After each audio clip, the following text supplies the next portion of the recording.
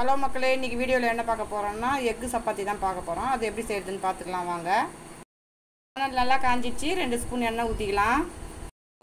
5 பல்லு பூண்டு குட்டி குட்டியாக கட் பண்ணி வச்சுக்கிறேன், அதை இதில் சேர்த்துக்கலாம். இஞ்சி குட்டி குட்டியாக கட் பண்ணி வச்சுக்கிறேன், அதையும் சேர்த்துக்கலாம். ஒரே ஒரு பச்சை மிளகா குட்டி குட்டியாக கட் பண்ணி வச்சுக்கிறேன், அதையும் சேர்த்துக்கலாம்.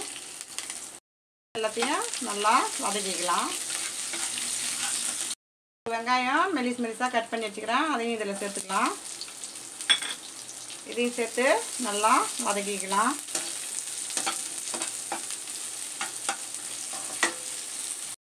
வெங்காயம் நல்லா வதங்கிடுச்சு. ஒரு தக்காளி குட்டி குட்டியாக கட் பண்ணியிருக்கிறேன், அதையும் இதில் சேர்த்துக்கலாம். இதையும் சேர்த்து நல்லா வதக்கிக்கலாம். தக்காளி நல்லா வதங்கிடுச்சு. இப்போ கோஸ் ஒரு 150 கிராம் கோஸ் இதில் சேர்த்துக்கிறேன். ஒரு கேரட்டு மெலிசாக கட் பண்ணி வச்சுக்கிறேன், அதையும் இதில் சேர்த்துக்கலாம். ஒரு 10 பீன்ஸு குட்டி குட்டியாக கட் பண்ணி வச்சுக்கிறேன், அதையும் இதில் சேர்த்துக்கலாம். இது எல்லாத்தையும் சேர்த்து நல்லா வதக்கிக்கலாம்.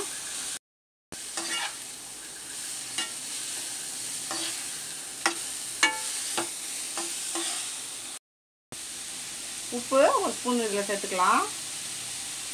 இதையும் சேர்த்து நல்லா வதக்கிக்கலாம். மஞ்சத்தூள் 1/4 டீஸ்பூன் சேர்த்துக்கலாம். மிளகாத்தூள் 1 டீஸ்பூன் சேர்த்துக்கலாம். மல்லித்தூள் 1 டீஸ்பூன் சேர்த்துக்கலாம். கரம் மசாலா 1/2 டீஸ்பூன் சேர்த்துக்கலாம். எல்லாத்தையும் சேர்த்து நல்லா வதக்கிக்கலாம்.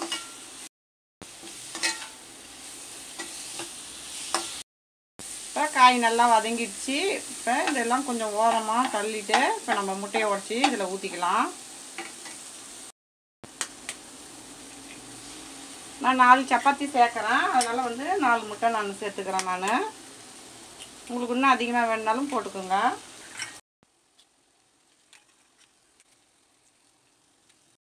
முட்டைக்கு தேவையான உப்பு 1/2 ஸ்பூன் இதில் சேர்த்துக்கிறேன். நல்லா அப்படி உடச்சி விட்டுக்குங்க.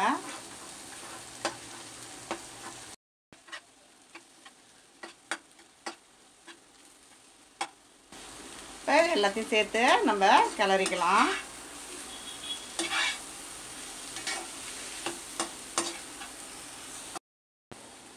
இப்போ இந்தமாரி சப்பாத்தியை நீட்டாக கட் பண்ணி வச்சுக்கோங்க. இது எல்லாத்தையும் சேர்த்துக்கலாம்.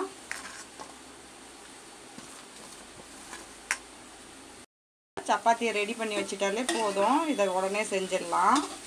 எல்லாத்தையும் நல்லா மிக்ஸ் பண்ணி விட்டுக்கலாம். பெப்பர் 1 ஸ்பூன் சேர்த்துக்கலாம். நல்லா இதையும் மிக்ஸ் பண்ணிக்கலாம். நம்ம ஏற்கனவே சப்பாத்திலையும் உப்பு இருக்குது. நம்ம காய்கறி வதக்குறப்பையும் உப்பு சேர்த்தோம், அப்புறம் முட்டை போடுறப்பையும் உப்பு போட்டோம். அதனால் உப்பு இந்த சப்பாத்திக்கு சரியாக இருக்கும். இல்லை நீங்கள் செய்கிறப்ப செக் பண்ணி பாருங்கள், பத்தலாம் போட்டுக்கோங்க. நான் செய்கிறது எல்லாத்துக்கும் கரெக்டாக இருக்கும். மல்லித்தழையை தூவிக்கலாம். அதையும் சேர்த்து கிளறிக்கலாம். நம்மளுடைய எக்கு சப்பாத்தி சூப்பராக ரெடி ஆகிடுச்சு. இது ஒரு பிளேட்டுக்கு மாற்றிக்கிறேன்.